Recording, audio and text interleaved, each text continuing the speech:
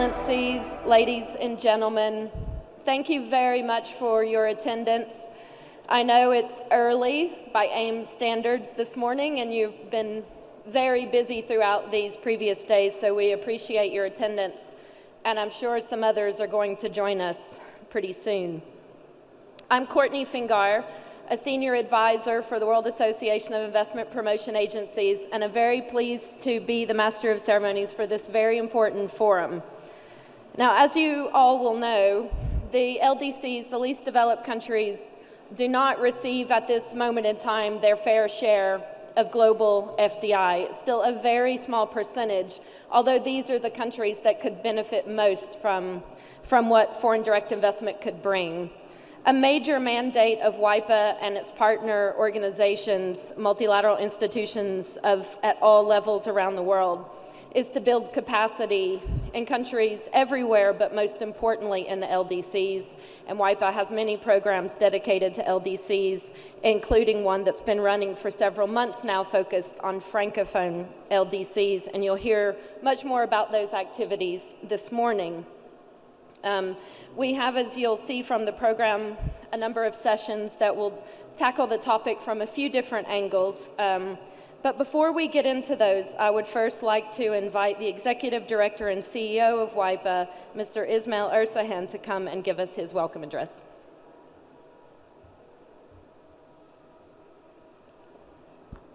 Thank you so much, Courtney. It's really, they start such kind of sessions by saying that this is really a great pleasure for me, an honor for me, etc. But I really feel that pleasure and honor up to my bones, I think, for this session. I'm seeing so many friends around the table, and it really gives me the immense pleasure and honor to be in front of you today. This is a very special moment for us because there is so much effort behind that project, so much time, so much effort, and from my team and from the teams in the LDCs, IPAs, and actually all had started in 2016, as I was just telling to His Excellency Minister that I have the honor to welcome today. In 2016, during Antalya Forum of LDCs, we were invited by UNOHR LLS to include LDC IPAs into the discussion for the first time. And we were able to bring 38 of them. And at that moment, LDC IPAs were asking, okay, why we just don't work together for the capacity building, trainings, etc. And they said, yes, we can do that. And we created a project together, submitted this to UNOHR LLS. And Comoros actually was one of them when we first met there. Then we added UNCTAD in it, UNIDO in it, ILO in it, and the circle kept growing. And finally, we reached to almost all of the LDC IPAs. And in 2.5 years, 3 years, we have reached to more than, say, 800 LDC officials to benefit from the projects that only WIPA was working on. Of course, with the participation of UNCTAD, UNIDO, and ILO, we have also created an online platform which is called IPA College, through which we do want to enhance, let's say, the activities that we jointly do. Furthermore, after our panel on solar at LDC 5 in Doha earlier this year, and we continued to focus on SDG 7, and we shed light on the climate FDI in our session. And I should also thank the World Economic Forum, who had the continuous support to WIPA, who are going to be partnering with us in the second part of this conference. And last but not least, we are going to have a final session with the UNWTO as well, that we will be working more closely for the tourism investments in LDC countries. Finally, next to the objective of bringing the colleagues in the project together and offering opportunities to network, we also underline in our projects sustainability and gender inclusion highly. We are proud that 50% of the participants in our projects are female. Indeed, in the first project, we even reached more than 50%. Also, in today's panels, we are proud to have so many excellent female experts with us. In addition to all these great circle of friends, I should thank especially to Enhanced Integrated Framework of WTO, and especially to Hank Tran for being so much helpful and supportive to us all the time since the beginning, as well as to Islamic Development Bank colleagues providing their strong support for the benefit of investment promotion agencies. We do understand that not all the LDC IPAs are performing excellently. In that case, in that ideal case, we would not exist. And we are here actually to make sure that we can create ideal IPAs all over the world. And with strong support with so many precious organizations such as EIF, ISTB, UNCTAD, UNIDO, ILO, we can distill all this knowledge and this know-how for the benefit of our colleagues. WIPA is the only umbrella organization specifically working for investment promotion agencies development. Maybe the largest global platform for investments with more than 100 countries, 120 IPAs being our partner. We are enhancing their role, and this is going to be our pace and our motivation for the upcoming term in partnership with all our partners and consultative committee members. But in addition to that, we are also including business into that equation.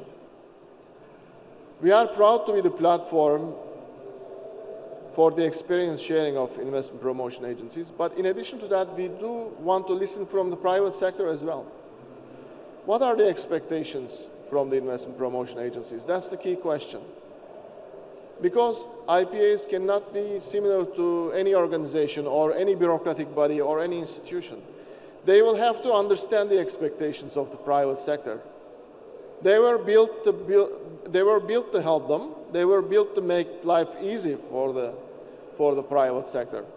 That's exactly why we have recently created a business advisory board, and we included the companies like Intel, Medtronic, SAP, DP World, Bloomberg, so that we can receive the real added valued feedbacks from the private sector, and we can turn this into something useful for the investment promotion agencies, and we can understand the expectations of the private sector. We are going to have an excellent session. I'm not going to take too much of your time, but I just wanted to thank you for your participation. Thank you very much for making this happen. We are concluding this project, but we are very much hopeful that new projects will follow in the future for the benefit of LDC colleagues. I think the most important was to create that partnership, that circle. I think that circle is going to provide much more benefits for the LDC IPAs, and we are very much committed to do that. Investors, as I was speaking in the beginning, Investing Comoros is a proud member of WIPA and has always been very engaged in our programs, and it fills us with great honor to welcome the head of the Comoros delegation, His Excellency Ahmed Ali Bazi, Minister of Economy, Industry and Investments of the Comoros today. Your Excellency, the floor is proudly yours. Thank you very much again for your participation.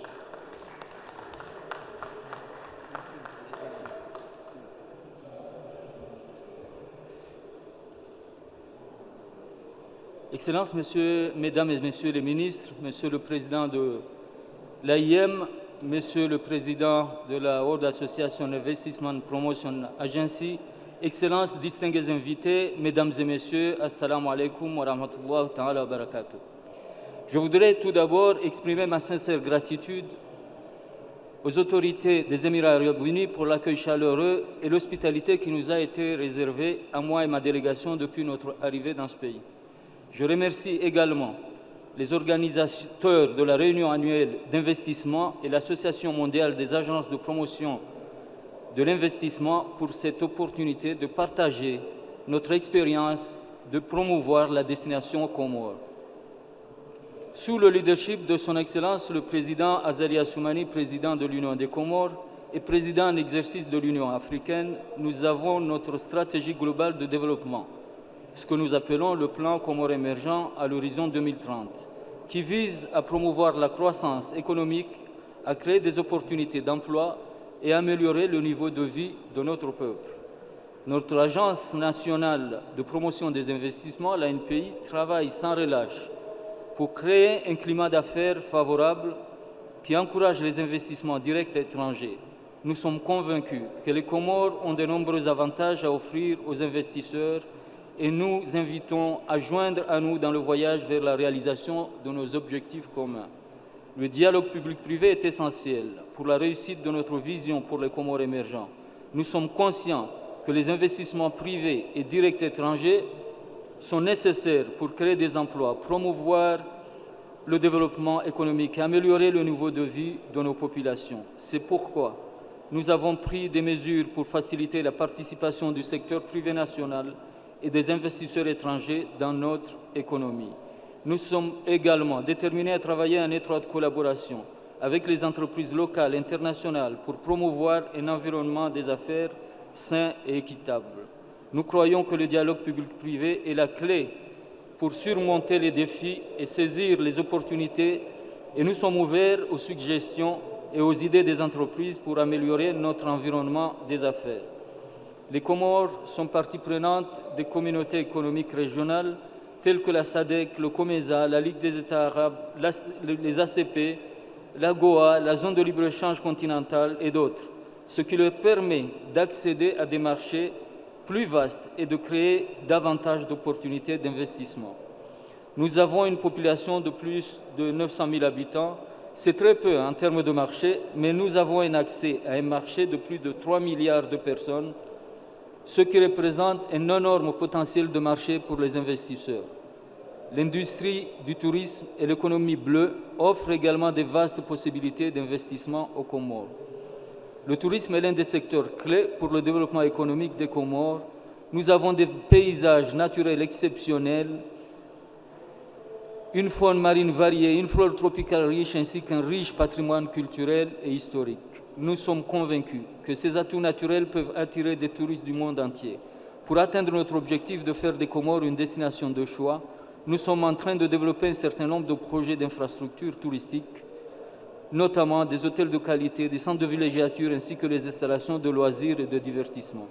Nous encourageons les investisseurs du secteur privé à travailler en partenariat avec le gouvernement pour développer le secteur du tourisme et d'autres aux Comores et à exploiter les avantages offerts par notre nature.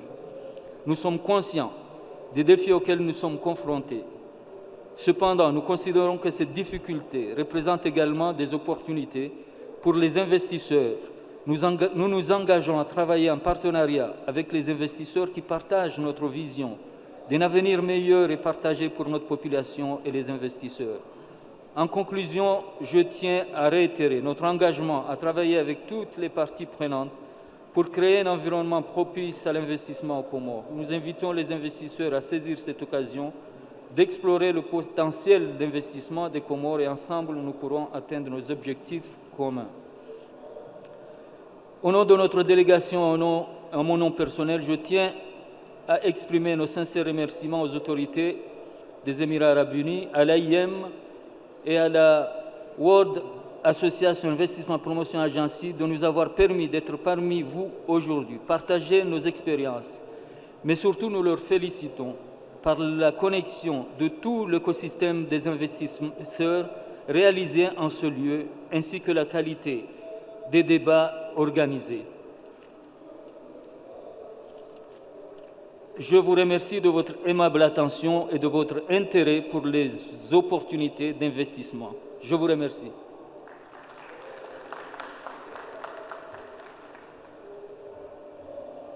Thank you very much, Your Excellency.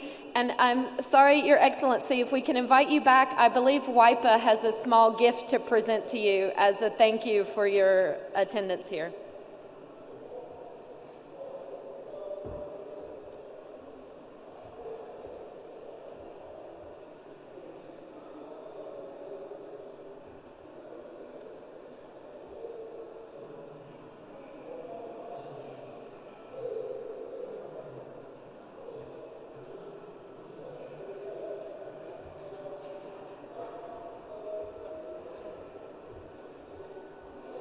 Thank you very much for your presence and, of course, for your comments here today.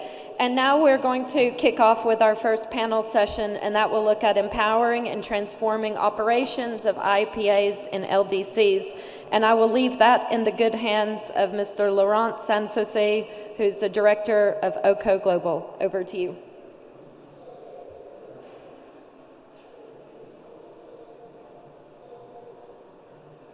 Hello. Perfect. Yep. Seems to work now. Perfect. Okay, so thank you very much, Courtney, and thank you very much to His Excellency Hamed Ali Bazi, Minister of Comoros of Economy, Industry and Investments.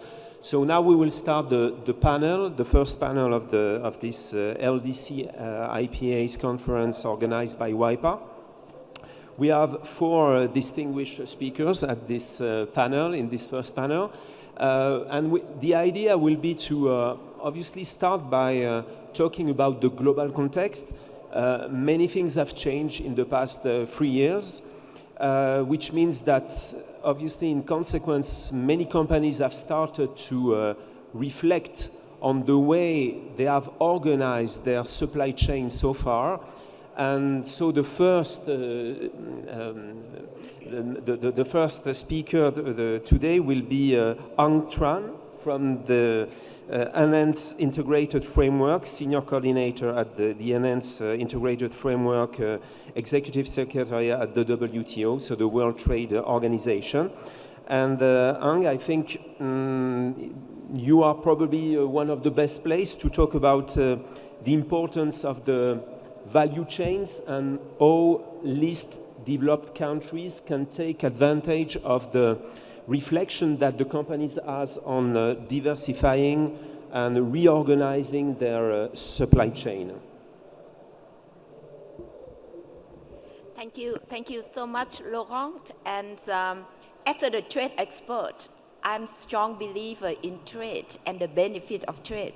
And together with it, the multilateral trading system and also regional integrations. So stick to the point that, yes, empowering and transformations of IPAs. I like the context set out by Ismail, by Excellencies, that today's context is very different from 3-5 years ago. So capacity building for IPAs should be different. It should not be business as usual. So how to get out of the business as usual? That's what I would like to bring in 3 key elements. One is about the regional value chains. So we all agree that COVID is a wake-up call for all of us about, rethinking, reflecting of the regional value chains. In Asia, where I come from, Vietnam, that's something we, try to focus 20 years ago with the ASEAN. So when we join the ASEAN, the benefit is not much about intra-trade, but exactly about the regional value chains and attracting investments. So today, in today's context, I still believe that promoting regional value chains for LDC is a golden opportunities for promoting investment as well. And yesterday, I was in a session talking about the quality FDI. So regional value chains would be the entry point for that, with the value additions, with job creations and sustainability.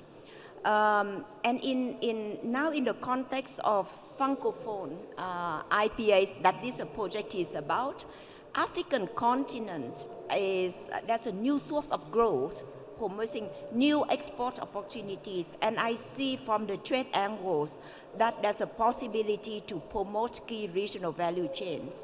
That's the first point.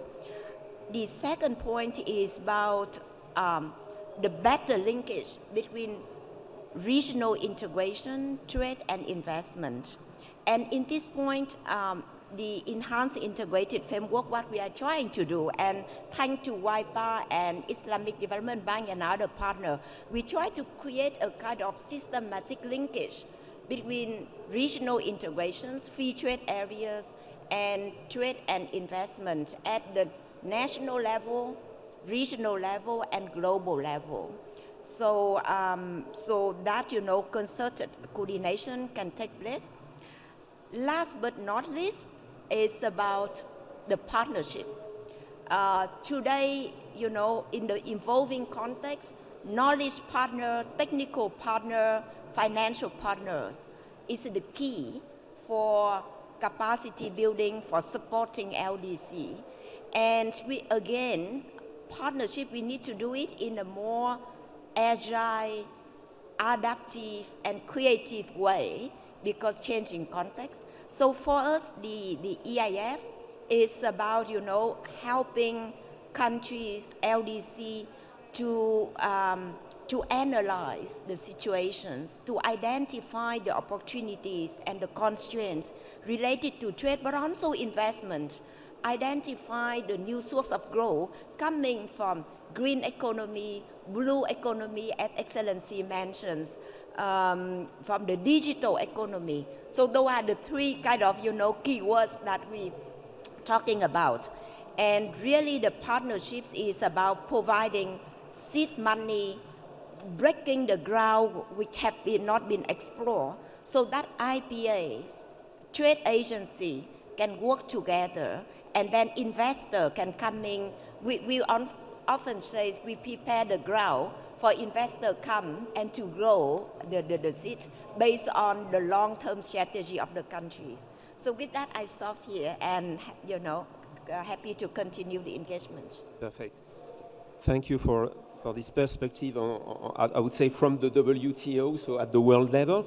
Now we will focus on a specific area with Latifa El Bouhad Delhawi, who is Director General at the Islamic Center for Development of Trade. Can you, I was talking about the global context, can you talk us about the more specific focus that you have at promoting the intra-OIC investments and trade and what you do at the ICDT? Good morning to everyone. First of all, I would like the organizer for inviting me. I'm not sure. No. Good morning to everyone. It's okay? Okay, now? First of all, I would like to thank deeply organizer for inviting me and for joining ICDT to this very important panel that discuss a very important issue, how to accompany, how to support, and how to assist LDCs to face challenges that we meet now in this very particular period that we are all living. If you allow me, I will give you a brief presentation of ICDT. ICDT, Islamic Center for Development of Trade. We are a subsidiary organ of OIC, Organization of Islamic Cooperation. Our headquarters is based in Jeddah. My center is based in Casablanca. We exist since 1984, and we are interested to develop trade and investment among OIC member states. Our zone is composed of 57 countries, spread in 4 continents, and we have 24 or 25 LDCs in our membership. This is why this session is extremely important for us, and I thank again Brother Ismail for inviting me and giving me this opportunity to share with you our insights and some figures about our zone, and also what we do to assist, to support our member states. FDI is very important for all the world, especially for developing countries and LDCs. And in OIC, we are, the majority are developing countries and LDCs. So this issue is very important to bring prosperity, food security, stability, technology, development in general for our member. This is why this issue is at top in our priorities at YC and at ICDT also. This is why we last year and given the situation extremely critical, we elaborated a report on this issue in collaboration with IDB, Islamic Development Bank, which is our partner in many projects and especially in this one. These reports give us situation of FDI's flows among OIC countries. I will give you a brief summarize. The reports give us also situation of climate investments in our zone, the gaps we have to address, and they enable us to have some recommendation for policy maker, for policy elites, for investors, for governments, and for IPIs. So if you allow me, I give you briefly some conclusion of our report. Related to investment climate change, the YC countries have consistently improved their average scores in the doing business ranking edited by different organizations. This is a general situation. But there is a wide disparities that exist at the individual countries. There is some countries that are developing their ranking very, very good, like countries in the Gulf region, like Morocco, like maybe Egypt. There is some countries that make efforts in improving their climate investments. They launched a wide program of reforms, different kind of reforms, political reforms, economic reforms, industrial reforms. They also elaborated specific strategies that they updated every 5 or 4 years, and this is very important to update every time our strategy. But we still have some countries, especially LDCs countries, that still in low classification. To conclude this part of climate and investment climate, we can conclude that OIC countries have common challenges regarding investment climate that affects their attractiveness of investment. I'm talking especially about LDCs. So there is a crucial need to make efforts in these countries to update, to develop. They need, this is now not a choice for them, this is a necessity to launch reform programs in different sectors, education, food security, industry, etc. For that, IPIs has a very, very high role to play. This is why we launched a survey that covers all IPIs in our region, and we have identified some significant challenges that these IPIs meet today. Limited budget, this is the first one that I present for us. Image problems, so the gap is very, very high. They need make efforts in this direction. Lack of an appropriate national investment attraction strategy. IPIs are here to promote a country. So if there is no strategy, sectorial strategy in this country, whatever they did, they can't achieve results. They need to have a vision, clear vision, specific strategies to ensure investors to have something to sell and to present to the world. The other challenge is the poor infrastructures.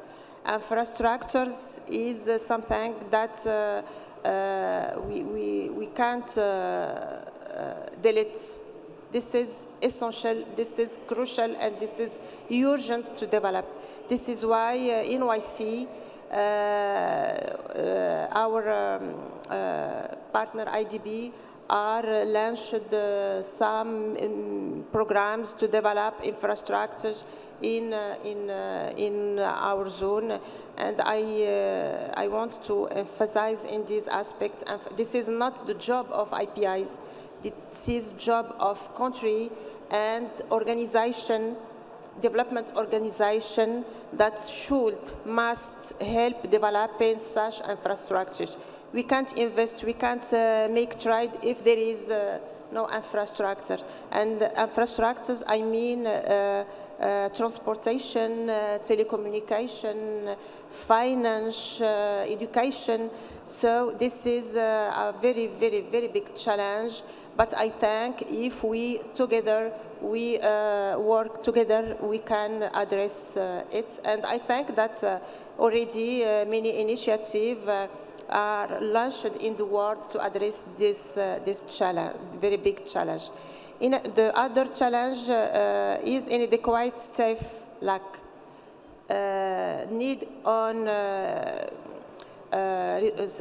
capacity building of resources in our IPI, but not only in IPIs, also in ministries of trade that develop strategies. Before promoting, we need to develop strategies. And what we have remarked, this is a lack of good expertise in these countries. We have also underdeveloped digital infrastructure.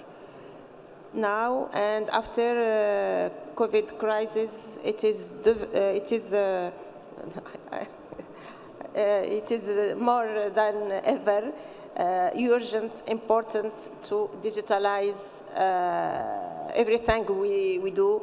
And at ICDT, we organized, in partnership with the WIPA, a workshop to benefit for YC countries to digitalize services for IPIs, and we will reorganize similar workshops in the future because it is a must. And in our survey, we noted that IPIs are connected. But sometimes they use only one language, for example. So we can't attract investment if we use only one language. They are connected, but their digital technology is not adapted to potential investors. And the resources, human resources, also are not ready to manage this new kind of business. And that what is crucial to bring investor or to interest investors. Another challenge, and not the very, very important also, they are all very important to address, wider business climate. They need to improve their business climate. As I said before, LDCs are in lower ranking for classification, and classification is very important for investors. This is the only tool they have to decide they come or not to come. So they need to improve their business climate, to attract investors and to retain them. Because if we have investors that we will leave 2 or 3 years after, that is not the objective. Investments should be fair, sustainable, and inclusive. And for that, IPIs should to be effective, competitive, and digital and very, very smart. This is about IPIs and to assist them and to accompany them to improve their capacity and to become ready to go to the global market. ICDT, in partnership with its partner, technical and financial partner, we developed a very large and integrated program to accompany IPIs. Our program covered 2023-2025, but we can continue it in the future. And now we will launch in June or July, end of June or July, the first program, the first edition of this program with Mauritania. Mauritania will be the first country to benefit for our program, and the objective is to accompany IPIs of Mauritania, APIM, in different aspects, capacity building, organization, development, presentation of projects. They have projects, but they need to project these projects to interest investors and other issues. The second country that will be benefit of our program is Chad. And we are open of any other request. And to help IPs, we also have a program of investments forum on which we try to bring OIC investors to OIC projects. Because as you are aware, some countries in our zone are a big investor in the world, but they not invest in our zone. So this is because they need a friendly investment climate. So this is why we have these two programs. The first one is to improve, to structure our APIs to become smart and to develop a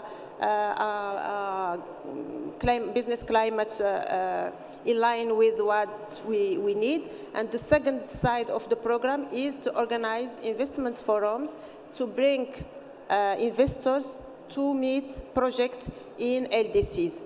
And the first, the next one will, as I said, will be in Chad. And we are open, of course, to accompany all our 24 LDCs. Our principal partner is IDB, but we have other partners like Badia, for example, in Africa, and we are looking for others in Asia or other continents. Thank you. Perfect. Thank you very much, because we already made the transition from the global context to the investment promotion agencies. And you also mentioned the importance of strategy. When we talk to governments at the start of a mission, usually the first question is, why do you want to do investment promotion? And the bad answer is, well, because the others are doing it. So obviously there are many better reasons for that. And probably Dushyant, as you are now full-time Deputy Executive Director of WIPA, you have an excellent observation point on what's happening in the investment promotion agencies. And probably you can share with us also the implications of this new global context in the way investment promotion agencies are structuring their actions, even their activities. So can you give us your point of view on that? Thank you. Sure. Thank you. I hope I'm audible. Oops. Can you? Yes. Is it okay? Okay, great. Thank you so much. can you closer, a little bit closer? Thank you, Lauren, for that. And maybe I will be talking from the perspective of an IPA practitioner. Again, closer. This is better? Yeah. Okay. Now there is. There's an echo. Yeah. Okay. So I will be, giving my response from the perspective of a IPA practitioner, somebody who's been in the investment field for a little over a decade, with a specific IPA, but also with some background of working with very small but also very large IPAs. So some different dimensions coming in. Let me build up on some of the points which were talked about. Madam Han started, and she mentioned about LDC IPAs getting plugged into global value chains or regional value chains. Now, that brings and makes it very clear that which are those sectors, or not only sectors but rather subsectors, which an IPA should be focusing on. So having a clarity on it, you can't go after many sectors, but number one, having a clear identified list of subsectors where one would like to focus on. So that would be one point. Second would be, assume that as an IPA, and we've had many a times good years, but we also had very bad years where we did not land up with so much investments. Now, in that sort of a case, you're doing all the right things, you're putting in a lot of effort, but maybe the external factors are such that you do not end up getting so much real investments on the ground. How would the politicians, look at that? How would the bureaucrats look at that in a given country? That becomes again very important.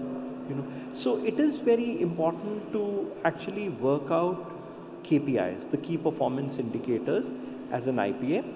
And KPIs need not only be the quantum of investments or the number of investors grounded.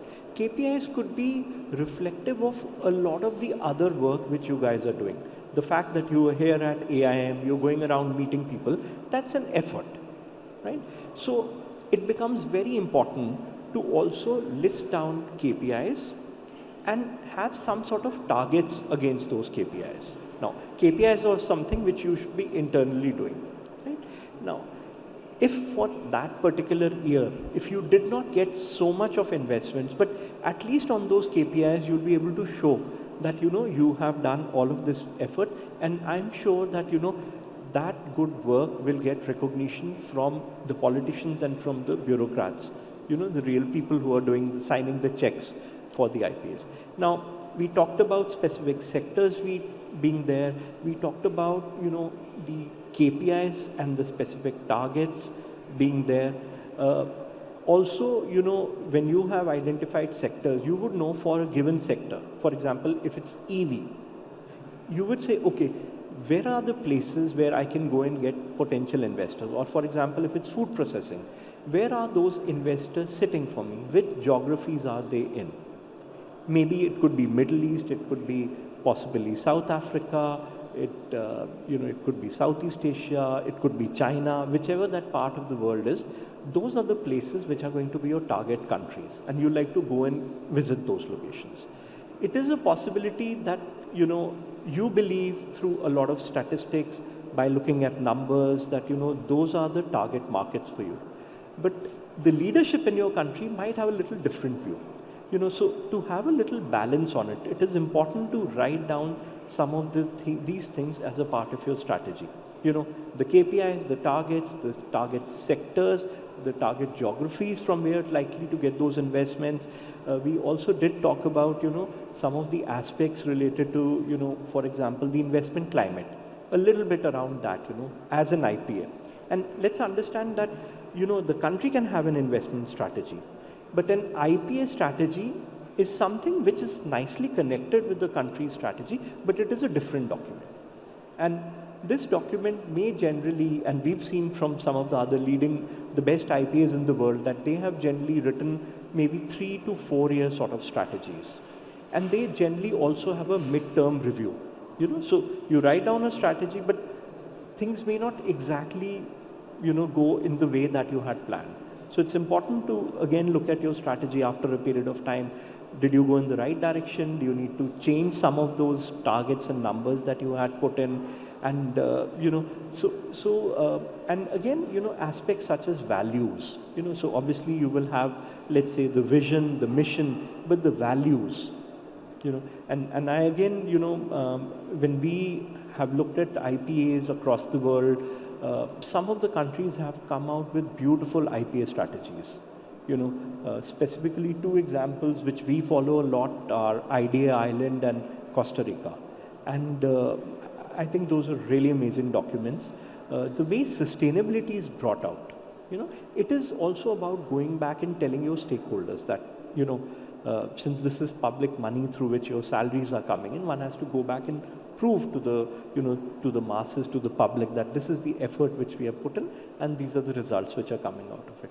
So we believe having a good strategy in place is a starting point for any IPA.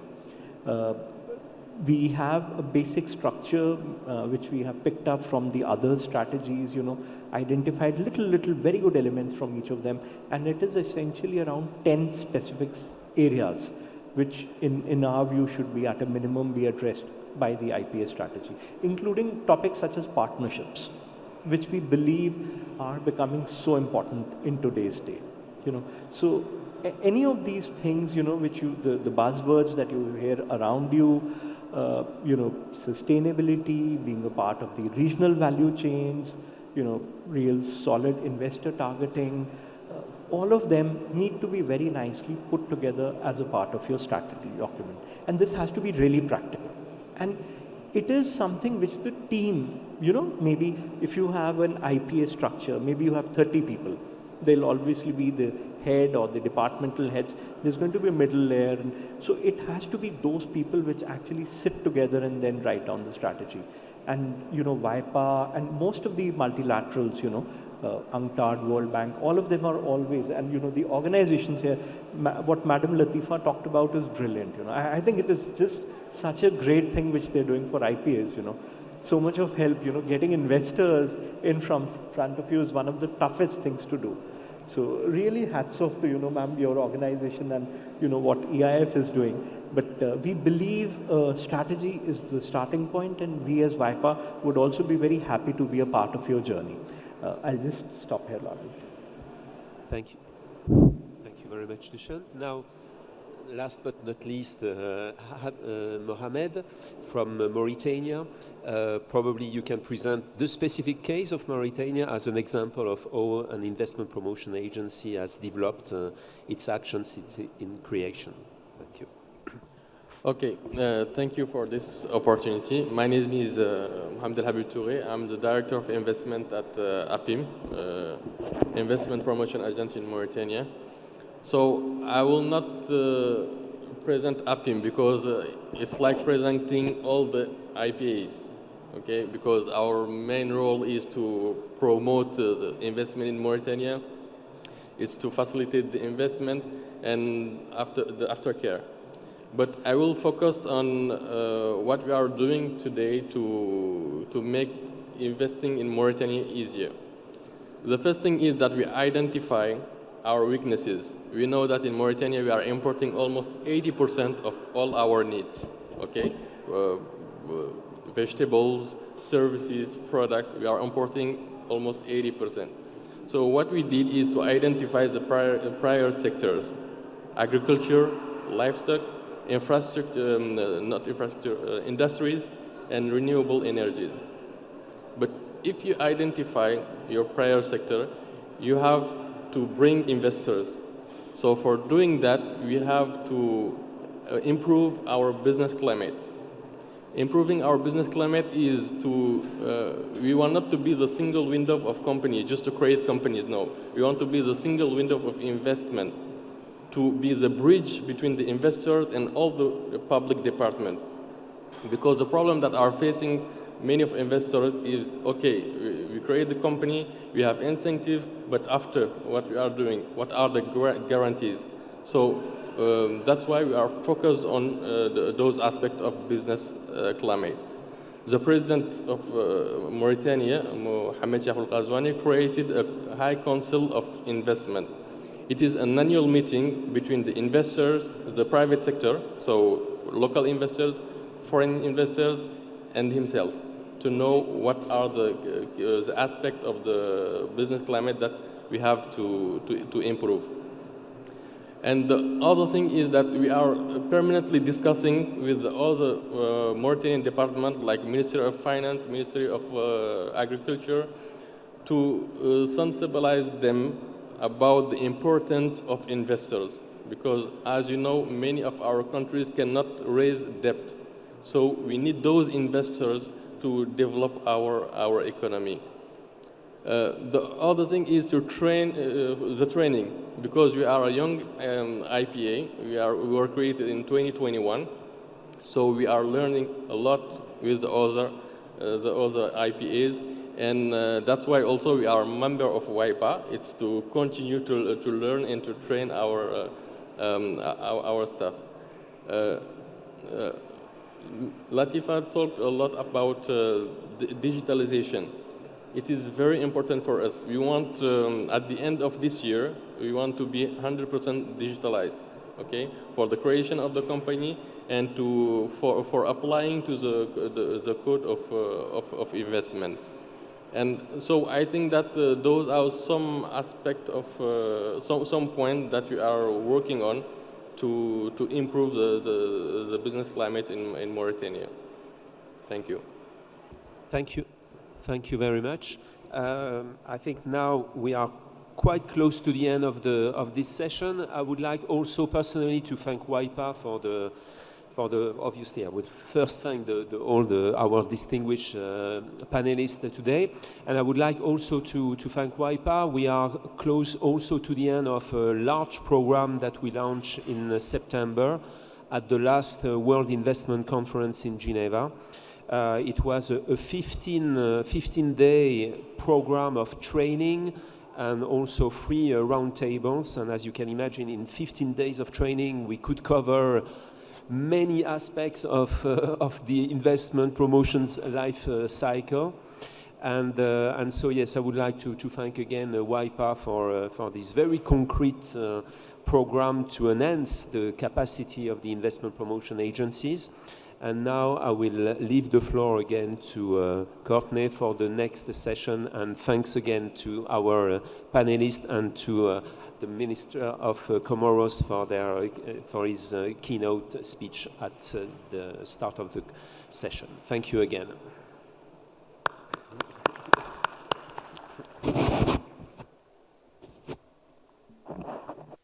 Thank you, Laurent and panelists, for a really excellent session. And now, before we move on to the next panel, we're going to have an MOU that will be signed between the ICDT and WIPA. So we have the Director General here to represent, and we will invite Ismail to come on behalf of WIPA.